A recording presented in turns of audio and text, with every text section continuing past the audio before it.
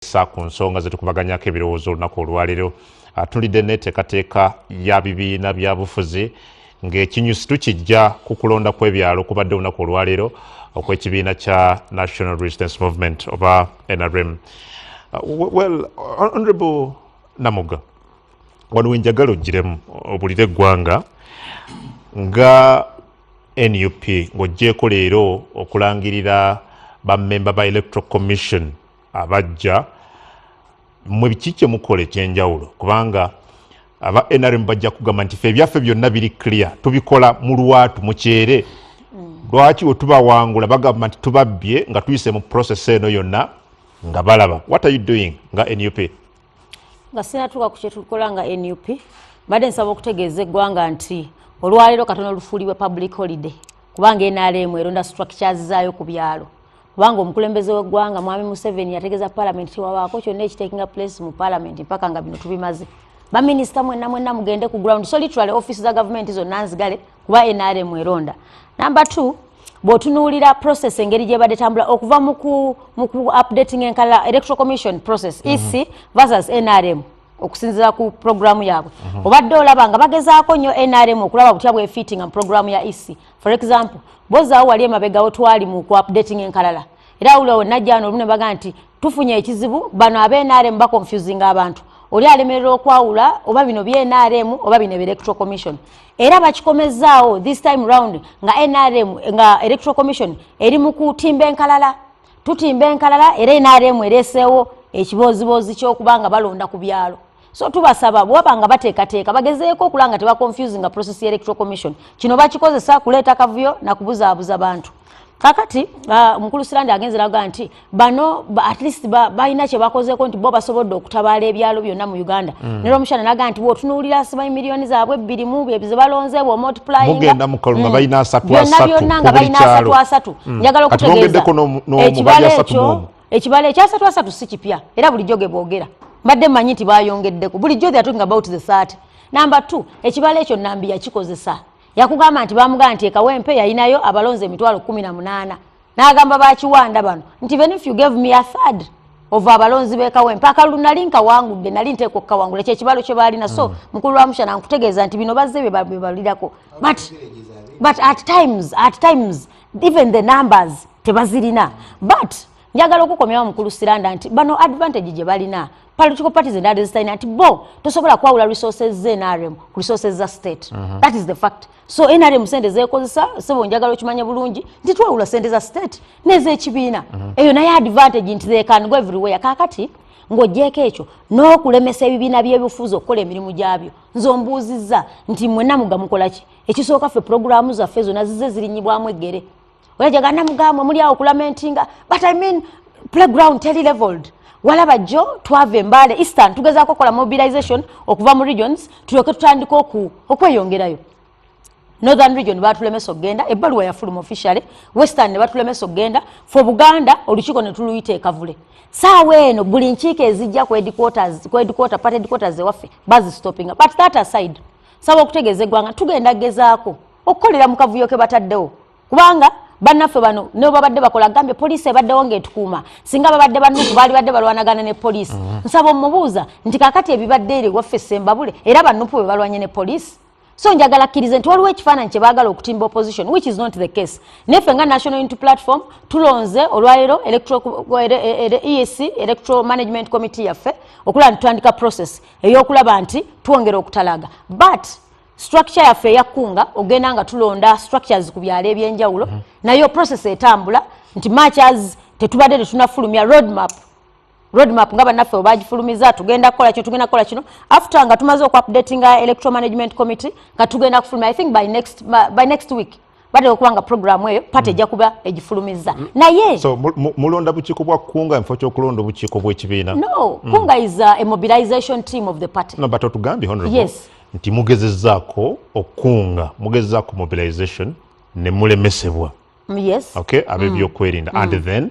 No, what we are doing kunga kyengezezzaako okunyonyola nti a mobilization team nga bw'olaba nti within the party tuyina that structure etuyambako ogenda ku byalo ono jagambye gye baforminga 30-30 okulaba nga naffe kubanga jjukira waliyo okulondesa abavubuka waliwo okulondesa abakyala but forming the basics nti tunaagenda okugendayo nga at least there is something to start with ekyo tukikola as you know kumovinga si massively nti tugenda kupublicizinga bikolebwe but underground mobilization within the party eri mukolebwa naye kyensaba ssebo Adam njagala kusaba mukulu ono Kiwanda nti balabyeko ku consequences oba ebibala by'obutagoberera mateeka mu kalulu yensonga lwaki bebasinga ba independent mu parliament bebasinga ba independent reason kavuyo mu byokulonda ne tuongera okubasaba otuba tugenze mu kalulu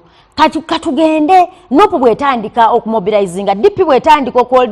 okuholdinga delegates conferences abazireke zitambule mulekera okukwata majene mugateeka mu activities za parties ndala ngana mu mutambudde leero ne mbanga tewali abakutteko let that plan ya mwezi honorable kuba guno sigwe gusose okumala ebbanga ddene muzze muyimirizibwa nga bw'okyogedde wano alternative yammwe eri ki oba muzinga buzinzi mikono for example the other day mwali mulina okugenda mu northern Uganda ndoza oba ne western Uganda eyo and police stopped you police nebagaana ensonga ne bazibawa then what njagala kumanya ekiddako singa emiziziko gino giba giteereddwawo mwe mulina nteekateeka kinga ekibiina ekisooka njagala okutegeeza eggwanga nti kyabulabe nnyo okuba nti electoral commission kuba gino emiziziko egiteekebwawo si electoral commission police nti tugenda kwongera electoral commission yongera okubeera independent akalulu kano referee electoral commission number 2 kyenkugambye nti nga bagezaako tuteekako ekibeerabeera kyonna because anyone akimanyi nti NRM is fused into the state tetukyabawula NRM ne state tebikyayawuka yensonga kyonge nti tukozesa empende endala ezokugenda down underground okulaba nti tugenda mu byalo okumobilizinga without okozesa mass mobilization nga bwe tubadde tulina okola but ekiddako oluddako tugenda bakole bo kye baagala okukola otherwise they are not going to suffocate the party toyinza gaa nti batuyimiriza NRM etaddewo embeera ku poliisi ekozese poliisi okuyimiriza ekibiina tutule tusibe busibi mikono ekyo kigenda kubaawo sebo Charles oyogedde wano noga nti eno force nene nnyo weetaaga force naawe yeeteese obulungi bw'oba wakugicounteringa but ba honorable Namuga bakugamba nti really emikono gya misibe bagezzaako okukunga okola mobilization na biki and they have been stopped kiki ekirala kye balina okukola kye batakoze yes bawa statement mukulu Museveni awa statement nagamba bano sibe wamu n'abayeekera naye kyekimu they are not one with guerrillas but they are essentially the same kakati Kyagulanyi teyalwayo n'abayo nagamba nze ndine Jamiru mukuru tuteeka mu kimu in other words bakkiriza nti bagatta bire by'obufuzi ebyaseranda ate ne babigatta n'okuzimba obuyeekera kakati therefore mukulu Museveni's strategy eyokubalwanyisa naye n'agizimbira ku 4 pillars. One, the strong state wawula speech ye a strong army ejenga ly'amaanyi intelligence nga y'amaanyi pan-africanism engeri gyakola mu foreign policy then eyokuna maximum political cohesion possible awayogerera ne Mao okulwanyisa bano abaagala okugatta n'obuyeekera then you need maximum political cohesion possible nabo botakanya nabo batemyofuzi basirana oyogere nabo because bano bali mu so the strategy of the NRA therefore eri containment and suppression ye model gyakozesa you don't eliminate Namuga tomujjaawo but omuteka kulijegeri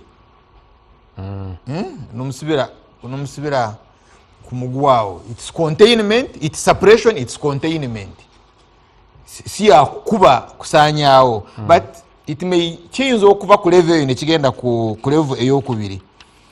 that's then ayinayo model endala of United Political Front gye yakozesa okujjawo Obote nti mu Western Uganda waliyo RC system nga bamaze okuwamba basazeewo Katonga Masaka okkirizibwa okwesimba munda nga towakanya nga towagera Museveni so tibeerondwa Dereta Dunia tibeerondwa yawangula Muigara n'akiikira Muigara mu NRC naye teyaliwa yali tawagera mukulu Museveni but teyesimbawo nga UPC you remember so UPC wali tokkirizibwa kwesimba as UPC or as DP but Mulenga was chairman LC3 Nakawa naye teyali DP so that was a united political front tokkirizibwa kukozesa patekala zo byabigaana kakati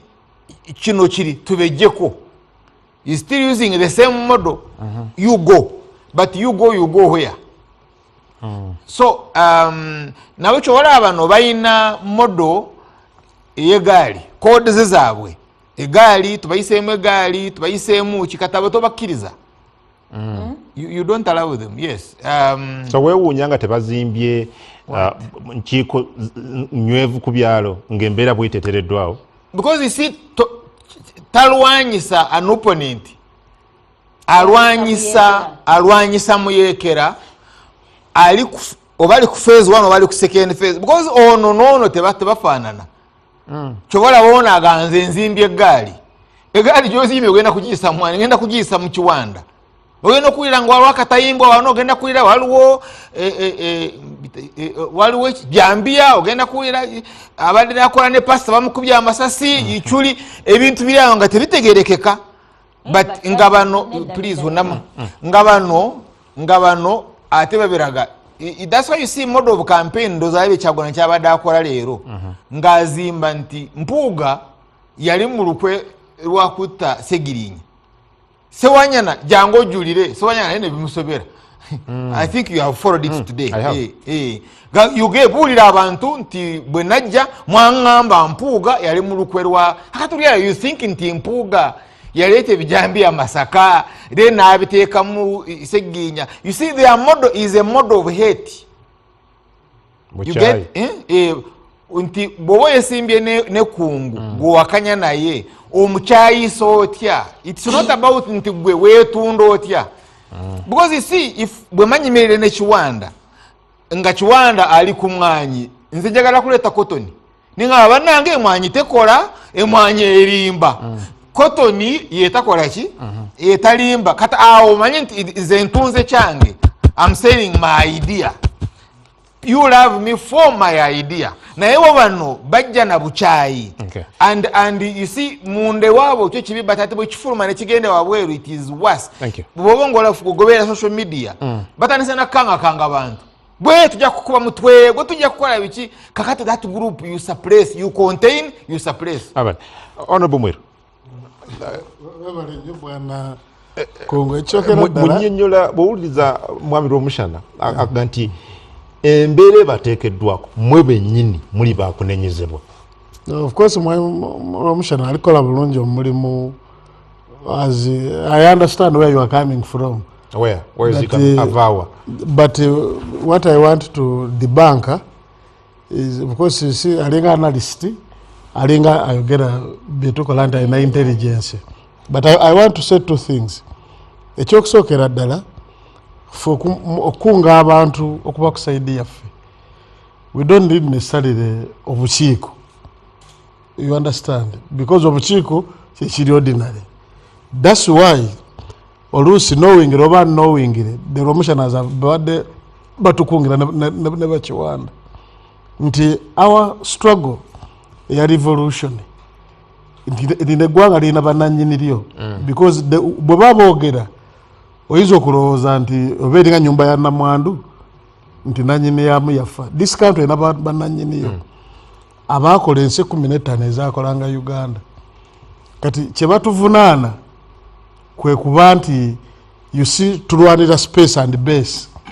mututeekeddwa okubeera kikyamu kikyayogedde anti nkujjira first akoze assertion n'agamba nti bano bazimba eggaali. Yes, tuzimba eggaali. How? Nti ssemateeka wa Uganda atukkiriza okwedifendinga atya. Ennyingo ey'okusatu akawaayiro akookuna kagamba nti singa lw'omushana agezaako okuovathrow nga ssemateeka wa Uganda n'omulaba ng'ekyo kyetadde kyaliko agisuula, nina right okuzimba eggaali etya okuprofilinga lw'omushana nemanya nti lw'omushana ono ageze n'akuba kiwanda ng'atalina buyinza bukuba kiwanda ssemateeka tebumuwa nti lw'omushana ono yaani nnyina yaani nekitaawe yaani onfuna bulungi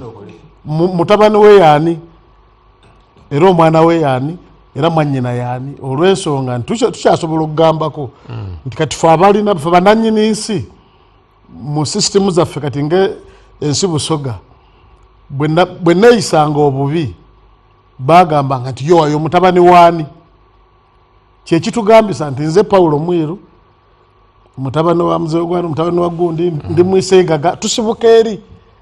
nti tulina bwe tutambula newaffe nga wano mu Buganda yensonga lwaki tonjogererawo bwe nagenda eno ewa mukulu Kiwanda mu ngeri y'obuntu nga tufiiriddwa ona bwe Kiwanda yajja nimbi era bwe namulaba mu nkola yaffe ey'obuntu najja otukungubagirako egaali andi nkujjira nti eggaali yaffe yambirawo nti Kiwanda takyasobola kunkolako bulabe onfuna bulungi because manyi gy'abeera amanyi gyembeera era bwe mba nsobezza alina waasobola okunnumba n'agamba nti owaaya mutabani wammwe ng'afuuse ekitagasa weyeekubira enduulu kyekikugambisa nti eno ensi erina bannannyiniyo yensonga lwaki bwe bajja okulinyirira eddembe ly'obuntu mu ggwanga omulanga gwe tukuba gwaga nti bannange eyalayira okuuma abantu n'ebintu byabwe omulimu gwamuyinze gwamulemye onfuna bulungi bwe gumulema ssemateeka abagamba mulina namu okwerwanako gye mukola ki gye mubeera temusobola kutambuliza ki mateeka mu ngalo ate kino kigati nga akurosi kati olwaleero bwe mbadde bampeza no message waliwo meya w'Ekakira bamukubye mwene alemu erukodo aba former minister wa presidency banga byogereko bikyamu biri eno kitegeeza ki nti ekikyamu ekiri mu kalulu ka primary akeni alemu nange sikiwagira olw'ensonga beegezaamu onfuna bulungi bwe banaavaawo bagenda kuddako ki bajja kulumba bibadde bakola bajje babindeeteko yensonga lwaki oli agezako okutudipikitinga as a criminal group onfuna bulungi njagadde kumubuulira nti lino eggwanga lira bannannyiniryo onfuna bulungi bwe liba ne bannannyiniryo gwe tubuddamiza ate tutubuza totugamba nti owaayi tulina bye tulina okukkaanyako nti nono ne bwava wano leero nagenda e Bungereza basobola omukiza okuprakisingerayo kalica ye naye nga tekontana naye abali kati ebintu ebiri basic bye tulina okukkaanyako byebyobuntu nti ddembe ly'abantu b'NRM okutegeka okulonda okola kisobola sibyogererako mbasiime busiimi twabava eri mu papula bwe baali bakubira ku NASA ne bakola register so bakulu gyandayise digital so bakulu mwebale ekyo kirungi nnyo ne batayipa ekyo kiba ekikulu nnyo weekiri ffe kyetugamba kyetagenda kukkiriza okufa n'obutanyagwa nti ogenda kuleeta state baradc bagende bazimbe NRM nga bakola n'obuvuyo ffe tugende twasobola nakubayo twakolayo miiti okukola obukiiko bwaffe nti obwo mbuganye ate bwe tugamba nti saba mukulu Kiwanda abatuwagira twagala bbalwa muziwandike ku mitima gyammwe ofuna bulungi omanyi nti nze ngowa National Unity Platform njikiririzaamu olw'ensonga tulina identity zaffe kyaba kugamba tokola politics of identity waliyo atalina tribe mwava buli muntu alina tribe mwava kyagala naawe omanye badde batisatiza fenga Buganda fenga Abaganda sebo nze ndi Musoga era sina buzibu na Buganda era Abaganda mbagaliza bulungi era ajagala tumanye tugenda kujja okolagana ne Buganda ne Busoga ku nsonga ezitugatta ng'abantu yensonga lwaki kyovala mbadde zibadde kikeemu muganda wange wa Democratic Party Dr. Siranda amanyi mukwano gwange kyenyaga atuterezeemu you see tetusobola kupretendinga nti ffe tulina buzibu kukolagana n'abantu bonna balala bazze naye tukolagana ku ki because saa zino ate agakolaga nti oba ffe tulina obuzibu bo bali willing. I think twetaaga okwogeraganya ng'abakulembeze mutulage nako ekiwango kye mulina kye mukopere nakyo kigamba ki because oli mu bufumbo buli n'ate ogamba ono muganya kujja kutesa naffe ku bufumbo butugenda okugendamu onfuna bulungi then mu busuule bamusude mu bukole ki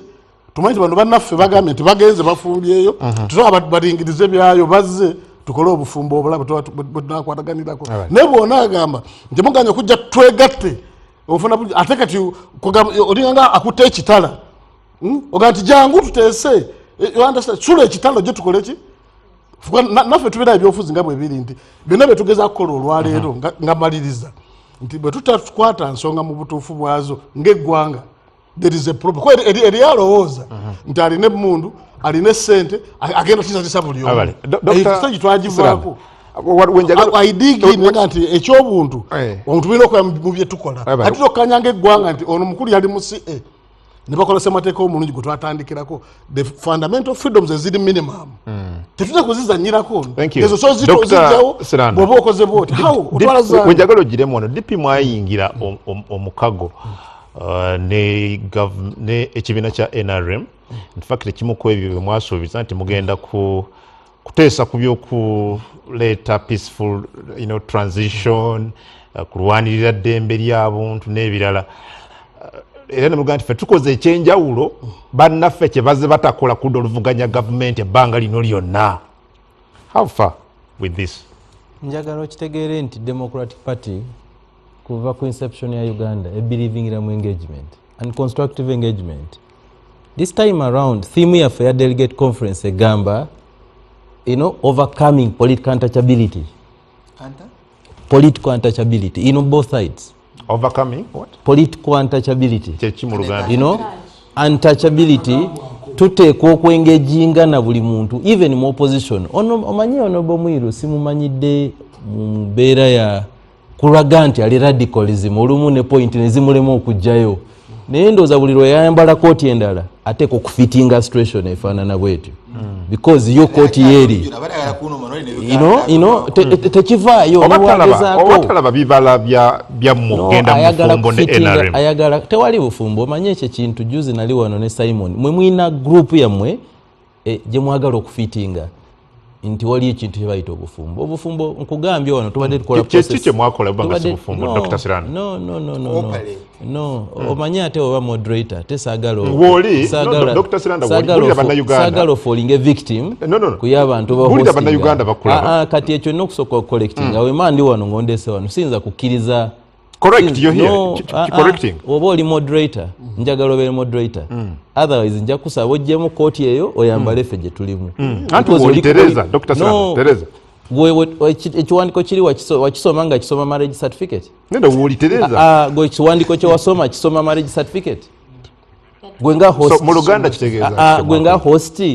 woba ozze okuwoga program first of all woba ogenda kukyaza show ngoina particular topic tuteko kuba ne evidence mwakola corporation agreement eyitibwa marriage no kye mu Luganda kungwe eyitibwa marriage omanye no show muleme gireeta nti yakatale no ese kulaba Dr. Sirana Tereza kungu toli wakatale interpretation kungu toli wakatale toli mukozi wakatale bali eno show eri ku standard Tereza eno show eri ku standard ndala ondese wano kwogera corporation agreement leero gyoyagala twogereko kubanga oyagala okusomesebwa Tereza kize mu Luganda corporation agreement siri Muganda naye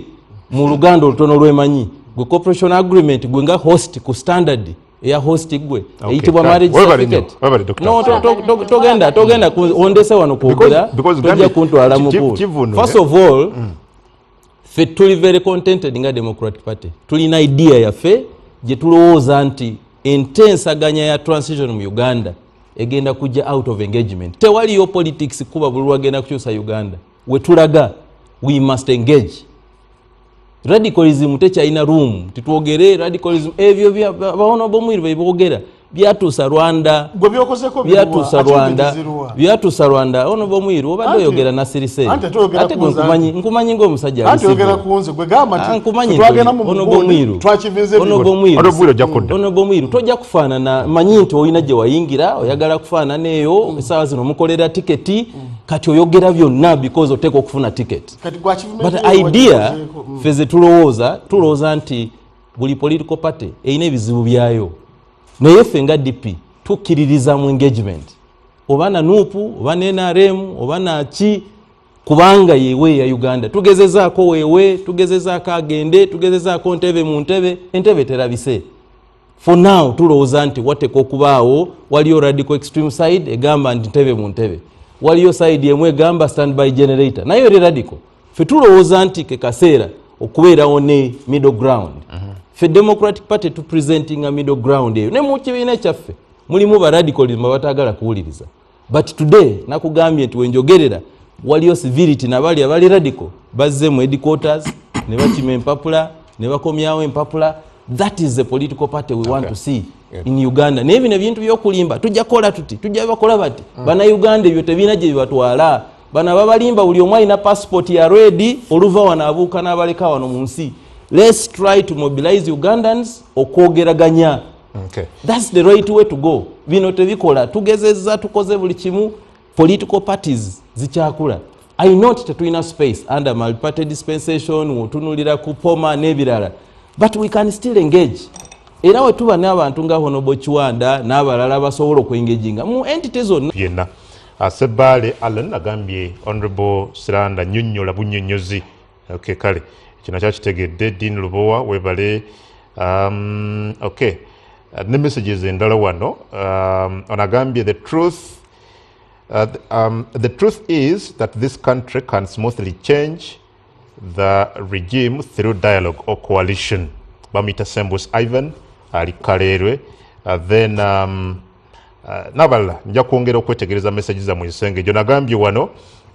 Rumushana munebalize nnyo ku submission ye abantu bekavule abo nange ennaku zino mbategeera kitono ne bwana Paul Mwiru eyali okay kale bali nyaga nti kati ayogeza kirimi bamwita Daniel Serinya Lukabwe bwatyo naye bwagambye nabala bwana Kiwanda kati kisooka nze chairman w'ebibiina byonna mu Uganda, the chairman of the National Consultative Forum. Omukago oguleeta ebibiina byonna obumu nga ebiwandiise biri 26 mu Uganda. Tulina endagaano gye twateekako omukono emyezi nga 7 emabega. Endagaano eyo ng'esuubiza bannayuganda akalulu k'emirembe. And we are committed to that. Nope is my vice chair. Nga 7 now. Akakawempe nga tekannabaawo. Yes. Endagaano weeri. Kakati fenga ebibiina by'ebyobufuzi mu ggwanga. That is our goal. Wayinza okubaawo obuzibu wano na wano.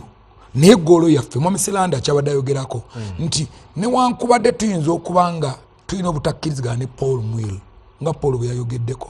naye waliwo ebiina okutugatta, and that is the peace of this country. Kati bwe tubeera nga tuli mu hate speech ng'engeri gye tukwatamu bannaffe si ya buvunaanyizibwa, tuba tujungulula endagaano gye tweteekako omukono. Ekimu nze kyensaba first of all nga chairman ow'ebibiina ebiri mu Uganda eby'ebyobufuzi kwe kusaba all political players fenna the political parties okurespecting eggwanga lyaffe nti eggwanga lino nga Mwami Paul Mwiru yayogeddeko lirina bannannyiniryo era bannannyiniryo abo be bannayuganda ate bannannyiniryo abo bonna tebalina passports. So the best way kwe kubawa akalulu akawedde mu mirembe ne basigala nga weebali because fena tugenda kuwangula ebibiina 26. We all have presidential candidates probably. Onzo koyiza kubiina 26 ngebiina nga 8 be producing the presidential candidates. And probably tuzana okwera 30 kwale ebira ebiri mu offing ebijja sawa yonna. So tetusobola kubeera fena ba president. Ne point endala ne naawe omukozi ng'ovudde gwe oli mu buyinza kati nganzi owa yellow oba nga state tulina okumanya nti embeera eriwo esobozesa omuntu yenna okukkakkana kati newankubadde tuyinza okuba tetutuuse ku kino naye lusobola okutambula ng'eggwanga. That's the statement gye twagala okugamba nayo. Honorable Kiwanda, nga omukulembeze mu kibiina kya NRM ate ekivuddeyo nnyo okulaga ensi nga bwe kikulembeze nnyo enfuga ya demokrasiya. Aba NUP baabano wano bamaze ebbanga nga bakugamba nti bagezezzaako okutuuka mu bantu baabwe to mobilize oba okukunga ekikkirizibwa registered political entity, political organization, political party, okukunga abantu ku interactinga nabo mu mbeera emu oba endala. And they say deliberately mwe aba NRM they claim mukozesa ebitongole by'okulinda nga police nga amagye n'ebirala okubalemesa okutuuka mu bantu. Oyo demokrasiya gwoyogerako kino mwamira omushana yakikuzeemu mbadde saaga tukiddewo. And what have you done? nga gugambye oli ssentebe wa omushana yakikugambye era ne mu statement yange nkyogedde nti of course bw'obeera eggwanga nga gwe omukulembeze w'eggwanga oba ne information nyingi okusinga kuffe gye tulabako ey'okungulu. Edda waliwo omusajja omu Just Peter Mayiga Katikkiro yalina program ng'ajja tunuulira ekiri emabega w'amawulire nga tolaabulabi headline naye tunuulira ekiri emabega waakyo. Waliwo ebintu bingi ekkungu bye tulaba naye nga tebikomanga ggwe bw'obiraba bw'oti nga waliwo ebirala ebiri munda byemumanyi nedda nga n'ebimu tetubimanyi. Me am just a political party leader. Nze ndi muntu wa politics. I'm not a state. Siri state. Siri no. Nze ndi political party leader nga Silanda Ward Secretary General nga Paul Muiru. I mean at that level. I'm not a state. Naye state is different. Let me ask you. State ino kusigalanga my question differently. Can't you say kibuzo kino honorable? Nga nzira eri. They claim nti emikono gyabwe misibe.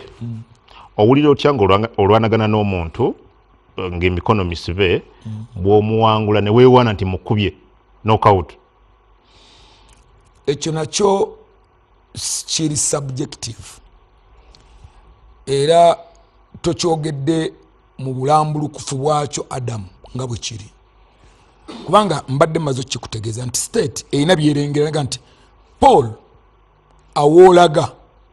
ogenda kwekoona wenogamba no nze nyina okugenda kati waliwo ekisobola okubaawo naye ekyomutawaana ekirimu Adamu nti ebiseera ebimu oli akikoze tasobola kunnyonnyola beyond a certain level kati n'atuleka ffe mu buzibu mwami kankugambe n'atuleka mu buzibu ffe nga bapolitician because ffe bapolitician we must explain kubanga gwe obuuza Kiwanda kino ki ate security oba state yo tesobola kunnyonnyola beyond a certain level nze kyensobola okunnyonnyolako nga Kiwanda kwe kugamba nti twagala ng'ebibiina by'obufuzi ffenna oba muli mu kisenge kyammwe Paul Muiru nga mupulaninga Namuganga mupulaninga eggaali ze mupulaninga zireme za kubeera kujjawo mirembe gy'abannayuganda ffenna bedroom y'aba DP bedroom ya NUP bedroom ya NRM eberenge planinga kuba nti Uganda basigala tukoyanza honorable Namugga jangu wano kati kwekyo ekisooka Kiwanda sikutegeerangako nga today you've been a confused confuser. Leero okoze kinene nnyo oconfusinga n'abakulaba. Number one, yeeyise chairman wa National Consultative Forum. Anti kati omanyi lwaki ekyo kyenjogedde nange nkyogeddemu nkyogedde kweyita kubanga byayogera byonna chairman nga ddala olina obuyinza. Toyina ekifaananyi kyo nga twakitadde mu ndabirwamu ne chairman bye yali badde alina okukola. Toyina woofaananira. No, byonna okukola n'okwogera ate chairman bakulonda kwogera bwogezi. Okuteekesa mu nkola is also part of it. Bakulonda kubeera hano okwogera bwogezi nti ze chairman tebakuwa buyinza. Otugambye ffenna tulina okufa okulanga eggwanga liyina emirembe. Eggwanga okwogera emirembe byogere. Do we just talk about it? Agambe before akaluka kawempe basayininga emyezi 7 era nkubuuziza nti bye mwasayininga mwabisayininga before akaluka kawempe. Njagala chairman abulire eggwanga sebo chairman wa National Consultative Forum akaluka kawempe we kagwa mwatulako mu lukiiko okutunuulira ebitaatambula bulungi kati ojja tuwa report. Njagala otukomyewo n'ekiwanda atubuulire National Consultative Forum yatulamu bameka era basalawo kinamba 2 tulekerawo okwogera ku mulembe mu ngeri y'obukuusa. Saawa eno ffenna twakafuna tweet ey'omwana w'omukulembeze w'eggwanga ng'ababuulira nti nina Eddie Mutwe ali mu basement yange ndi mu musalako ebiseeru nabisazeeko dda era muyigiriza Lunyankole. mutubonyabonyeza muwambye abaana b'abannamwe musibye abaana obutabaleta mu makooti sabo oyogera ku debe talking about peace comfortable Kiwanda chairman wa National Consultative Forum ayagala eggwanga eriri peaceful tetugenda kuogera ku mirembe ng'ebikolwa byaffe byawukana n'okukuuma emirembe wana Uganda bino byoyogera Kiwanda fena tukimanyi bulungi. Honorable Norbert Mao president wa Honorable Siranda yavaayo n'agamba nti okumenya amateeka kuyitiridde era sirabangako gavumenti nzibu yakola nayo nga gavumenti ya mukulu Museveni n'agamba bwe mundabanga nga nkutte omuzindalo nga ali ku street mbuulira enjiri temwewuunyanga era nze bulijjo munoonya gyali ngula omuzindalo ngumuwatandika okubuulira enjiri simufunanga. Yabadde mu parliament ng'atuwa update ku nsonga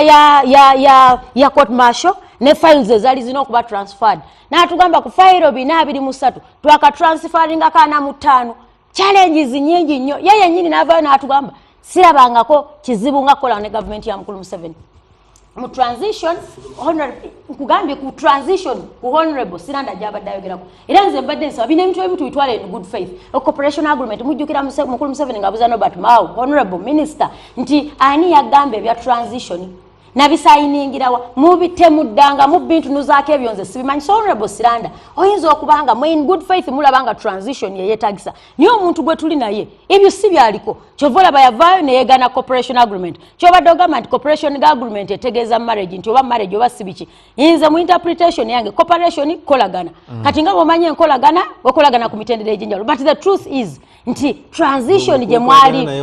transition anze ngambye enkolagana oli bwagituuma marriage esobola okuba enkolagana ojja bimbuuza mu budde anti kati enkolagana buyinza okuba obufumbo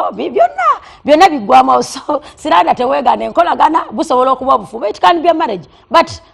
engeri gyokira defines nti si bufumbo ogenda tubuulira you will justify enkolagana eneegwawa naye Lwomushana nkubuulira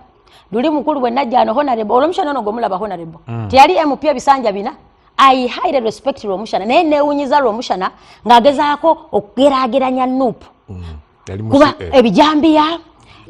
ichuli you know it is very neewunyiza Lwomushana gwayagala okuuma emirembe n'okwata political party n'ogigamba mbwabo bayeekera njagala okubategeeza waliwo ensonga lwaki state eweebwa resources bwemala okuweebwa resources mpayo eddakiika emu affirmative action abasajja bangi resources bwemala omuwa resources nemuwa ne structures nekuwa UPDF nekuwa police oyina bajjati bonna obalina nti handle everyone mu ngeri gyamenyaamu amateeka bwabanga bannupu bayeekera it's very simple mukwate abayeekera mubasibe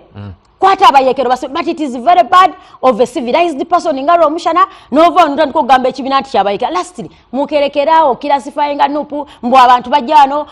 boogera baagala kaadi ekyo njagala mbabule temulengezanga bakulembeze kutuuka ku ekyakikira njagala mbategeeze ffenna Siranda nga bw'oli wano oli secretary general w'ekibiina nze Namugandi member w'ekibiina kinkakatako okuba representative w'ekibiina kyange wherever I go that is why naye bwonsanga nga nsiwuse mpisa ogamba abanupu beeyisa bwe batyo lwaki onkodifyinga okuba wanupu so mulekeraawo tulengeza otuzza ku level nkugambye kyonna kyekyo no apart from a ticket I have a responsibility to protect my party so mulekeraawo simanya ayagala kadi simanya akola kyonna kyekiri we are here to speak for our party ngono kati ono kyeki muyambise ekyeki mwambaze esaati kino lwaki tebagambye nti nawe lwaki oyambadde esaati oyambadde yaki yingiriramu affirmative action ekirungi tulina bwogoberera barometa akaasa mmemme it's very rich nti abakulembeze bagangizezo bajja wano ne boogera Mufumbiro yajja n'agamba nti bano be balonda is the political wing genda uchekinge wino tefa bano banamuga amiyale a political wing side ya byabufuzi yes bo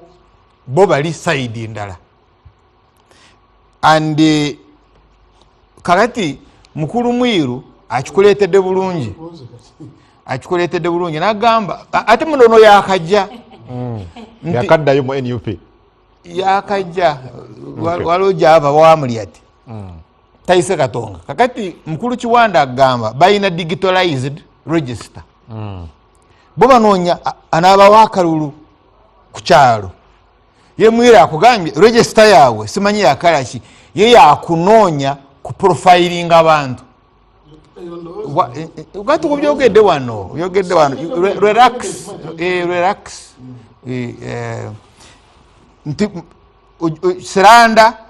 omukyala we yani abaana baani isi ne bolekerawo then ekidawo okukubuuza what is your intention bomala okola profiling kyekiddako ekigendererwa wakyo kyekiriwa isi ekizibu kye tulina mu Uganda abantu baagala kubabuulira bye baagala okuwulira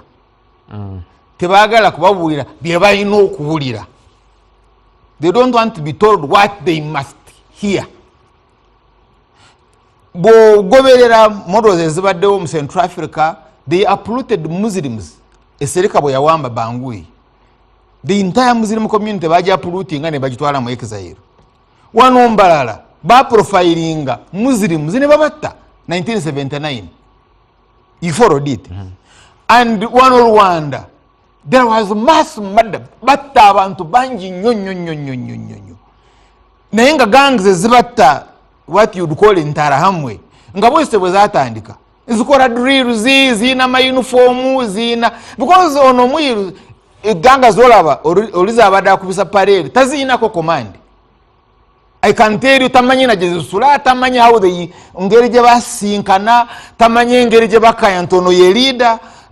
ndagenda ko wa mukuru Mwanga Kivumbi yampitayo ku yali ayinayo mukuru Butambala. The overall bali mu formations, the way they do guard, the way they do nubuza kino kiragawa kaka atenga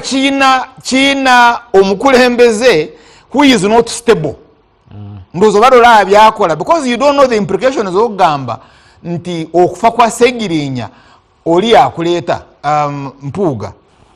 ogenda by evening ogenda kula nte wa Mpuuga jajawo bamutadde wansi. You can't tell because bano preparation tojina hoko ola abalwana ne batingana oluwakalulu. It's a simple. Now imagine when they have been incited kakatawo security wejira mwiru omufuna nombuza aha eri register wa question debate erinti bobo twala mwiru omutwala for how many hours. That's why the debate is omuwamu emigo batomuwamu migo, but you must get mwiru neba nabali mu register yo ani agiterese mwagala kugikozesa muti and Kyagulanyi yagamba statement Luweero bwe bananzita mumanye kyokola teyakyogera mumanye kyokola kukola ki. What will you do? Now let me tell you, if the state won't protect us, we will protect ourselves. Bwe temuwoza nti mujja kubaawo mutabantu and then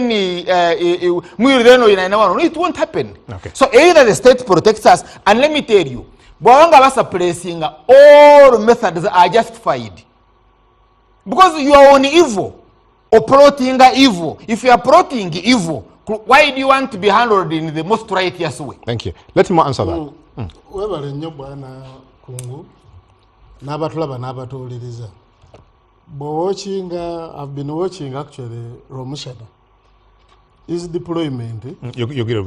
actually omulimu gwe bamutumako is to create okuteekawo embeera nti ekibiina kya Nuupu si kibiina kya byabufuzi obadde nga nsirise nti ekibiina kya Nuupu si kibiina kya byabufuzi oyagala okumuddamu because you've said anti nkulaga obadde ayogera nga nsirise yes anti wulira nze mbatwalayo nedda honorable Namuga because you've said it obadde ayogerako ng'omulaba nga tomubuuza nti lwaki apiikinga nze okubeera anti ogambye bamutuma ani yamutuma kyakubuuza kati bwana Wamushana fe abakola discourse analysis mu byonna byamusana byakola his deployment kwe kumakinga Nuupu okubeera ng'ekibiina ekyaki ekyabayekera. My point eri very key ate era nkyagiddamu nti olwaleero tuli kibiina kya byabufuzi era bwe twagala okukola activity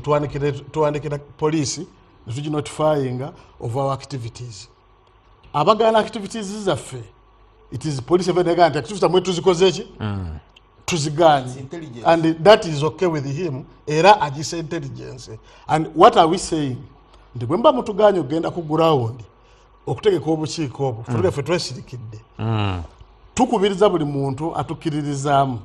obwagazi bwo obwa National Unity Platform n'obwa Kyagulanyi buwandike ku mutima nze nakuba campaign nga sigaba appointment letter nga bw'oba njagala gise ku mutima gwo bw'ogisaako ffe gaali ze tukoze onfuna bulungi ze z'okumanya nti kati omukulu lw'omusha noono alina abantu be mumutuukirire mwogereko naye nabo onfuna bulungi peace gyagambye gyakolerera noono bamanyika because kati nganze ewange era bwenkola ekivudde mu layini bagamba kuba nti owaayi ate omwana wammwe yabadde ki eyo nkola yawano mukivaana wano mu Buganda ati gwe gwobimanye wuliriza nawano ndi wa Busoga nenkola eyaffe wano bulijjo era nga babuuza nti owaayi yakoze bwatyo yani ti mutabani wa Kiwanda ti daswaziza Abaganda kati naffe wano tulinaffe bye tutakola tosobola kusanga muntu munno n'omujjako eddembe ery'obwebange because oyina kyononye nga maliriza ndako oyogedde gwe wano wennyini ku profiling. Yes. Romusha nakugamba you profile and then what? Ne muddamu era kamuddemu kati ewaffe kankuwa example tekyali muntu asobola ewa kati jenvazo ewange Busoga olw'ensonga nti abantu baffe bulijjo babeera mu mirembe obulu bubeerawo mu season egi bumala okugenda abantu basigala ku kyalo oli asaba oli omunyu oli asaba oli ekintu naye embeera eyo bwebeerawo eneyo kuba abantu nebeerawo ereetera eyo embeera ebaddewo ne tubagamba nti bannange bino ebyabana abakuba bigira mala bikomeye Kampala twagala buli muntu omanye ani nnyina ani kitaawe yeeyisa bwatu bamukulizaawa era ensonga bwebeerawo yegaali because olwensonga lw'omushana tudde simanyi bazadde be agwanaga nti nupu bayekera nupu bakola bakotwalire tuga nti owaayi ono mutabani wammwe nga tusoba ku kyetutali onfuna bulungi olw'ensonga nti kati kankubuleko kati kano kankikugambe mbira bitumbi baddemu okumala ekiseera ngenda kwongera akadde teri muntu amanya nti ono muntu wa Kiwanda kati ekiwanda kati nkugambye gali ewaffe omanyiyo watukayo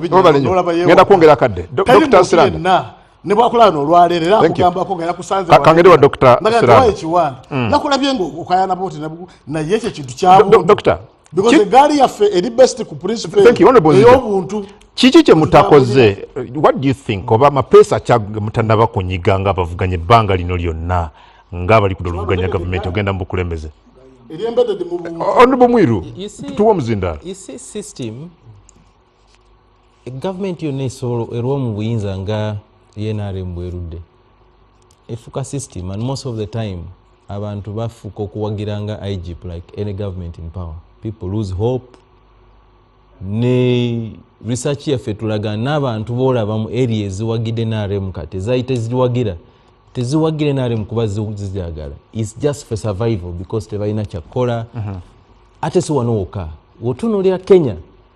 under Moi abantu baatuka n'omuyita baba owa muggulu like yatonye nava muggulu wotunuulira Zimbabwe under Mugabe that was the same thing ensi ziri zakola ki ensi ziri zakkiriza nti wabeerawo time y'okukola politics naye wabeerawo time y'okwengeginga n'omuntu oba omwagala oba tomwagala naye aleeta ki ku menza right now President William Samoei Ruto